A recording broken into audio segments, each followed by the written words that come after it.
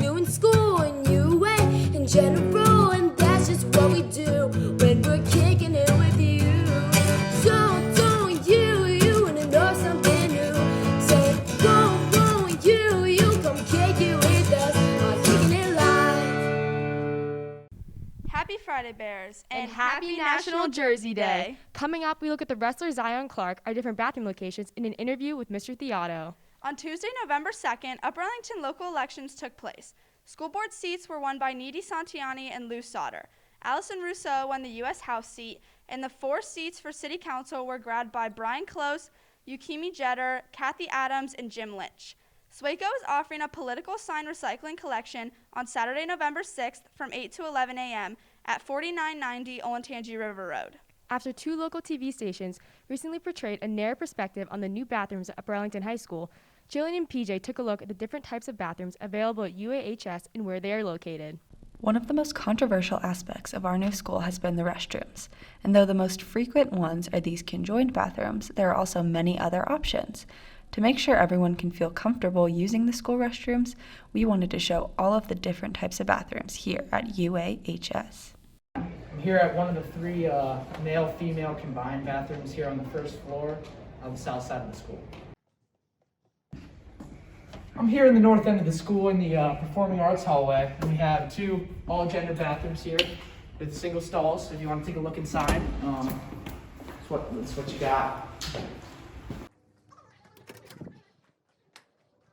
Here in the music hallway, we have another set of all-gender restrooms that are single stall. At the north end of the first floor of the school, right by the auditorium, there are separated male or female only restrooms. Here on Golden Bear Boulevard, in between the auxiliary gym and Bear Essentials, is a similar set of more conventional restrooms, as well as another single stall all-gender restroom. Here on the south side of the school, at the beginning of the athletic wing, we have 2 more single stall all-gender restrooms. This has been Jillian Keene and Patrick Ray reporting for the WARL. There are 46 different bathroom locations and 4 different bathroom types to fit individual bathroom needs and preference for students and staff to use in the high school. The Curious Incident of the Dog in the Nighttime play premiered this Thursday. There are 2 more shows this evening and tomorrow at 7:30. Scan the QR code displayed on the posters around the school to buy your tickets. And now we shoot it on over to sports with Kira and Viv.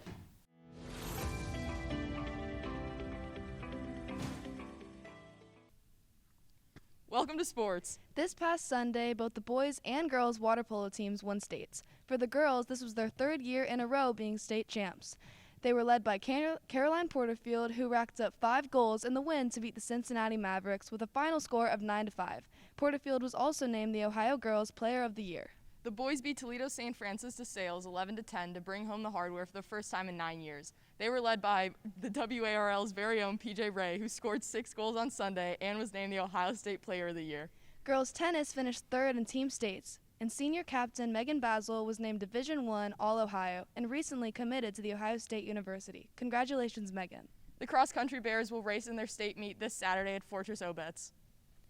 Paralympian Zion Clark came to our school over the weekend to speak with students, athletes, and community members. Elena takes a deeper look. On Sunday, October 31st, the STAND Project hosted motivational speaker, author, actor, and athlete Zion Clark at Upper Arlington High School to speak with the community.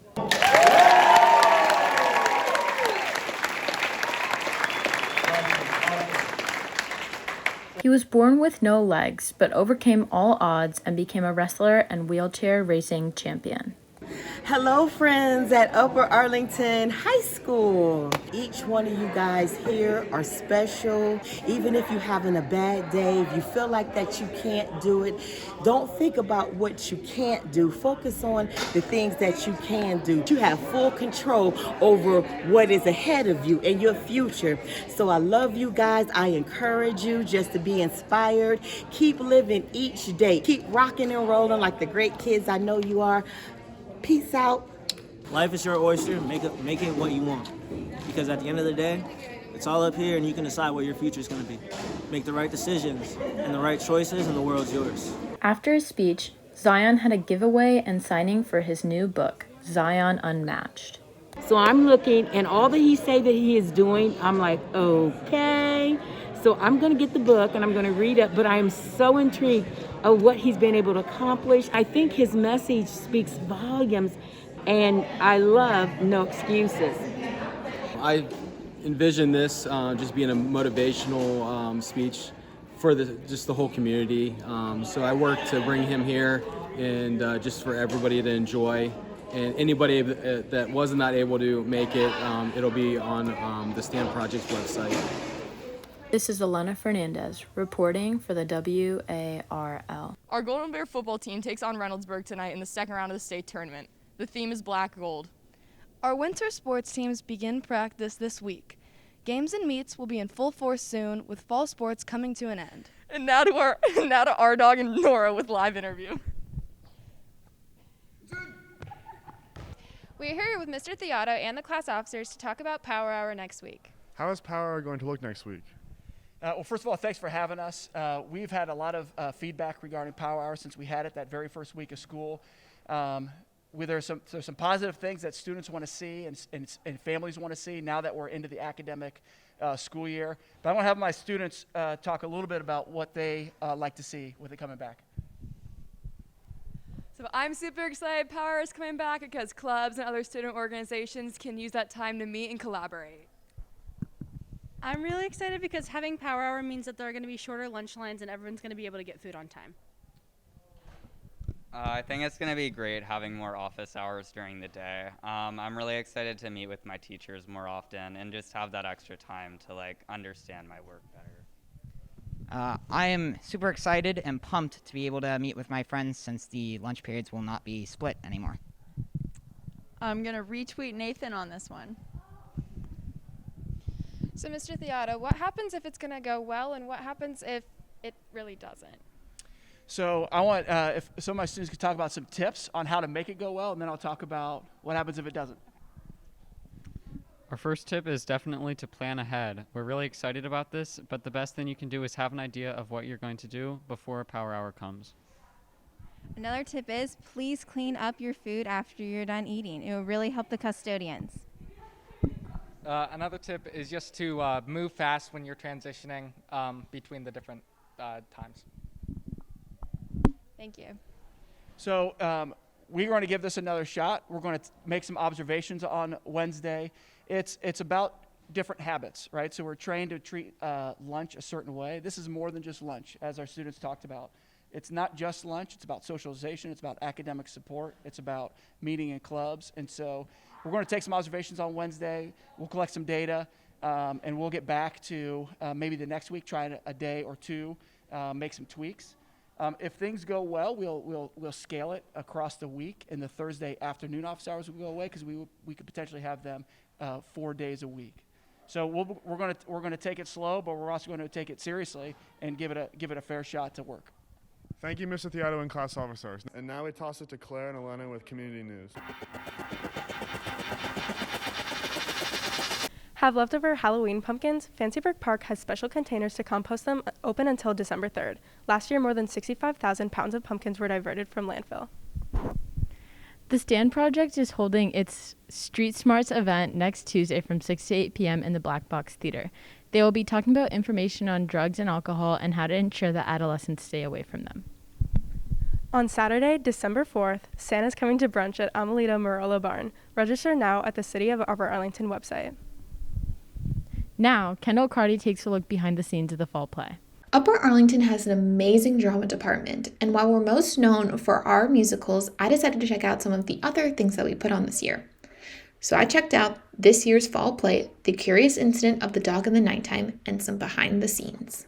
My name is Noah Freud, and I play Ed. The show is about a little kid with autism. He's about 15, and he finds a dog dead and goes to look for the killer and winds up on this wacky adventure, I guess you could say. And the rehearsal process was pretty tough. We were in here every day until about 6 o'clock, 6:30, going over lines. And since the show it's new for all of us, we're playing it in a round rather than on a stage.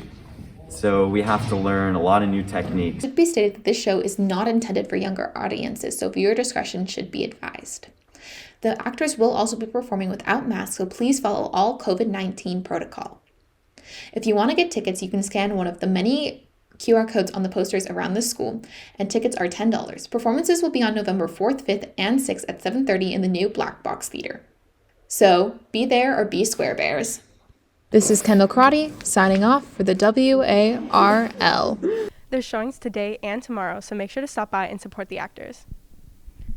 The main Upper Arlington Library is holding its Friends sale through November 13th. Shop a large selection of books, DVDs, CDs, vinyls, and art at bargain prices. And now to Live on Location with Jimmy. I'm overlooking the construction where final demolition is being done to the old school. Additionally, construction of a new baseball and softball fields have begun, with hopes of them being completed by March of 2022. 2 parking lots will begin development soon, with a goal of spring 2022 for completion. In the future, you can also look forward to 2 practice fields and a park-like plaza recognizing the Litchfield Cemetery, both of these being completed by the start of next school year. Now back to Kennedy and Kale with Maine. Daylight savings time ends at 2 a.m. this Sunday, November 7th. Your clocks jump back by 1 hour, so make sure to get that extra hour of sleep in. Today is also National American Football Day. Go cheer your football Bears on tonight at 7 at the Marv. Temperatures are expected to hit the mid-30s, so bundle up. Next week, we take a look at a teen-run small business here in UA and a deep dive into Bear Connection. Stay cool, Bears, and see you next week.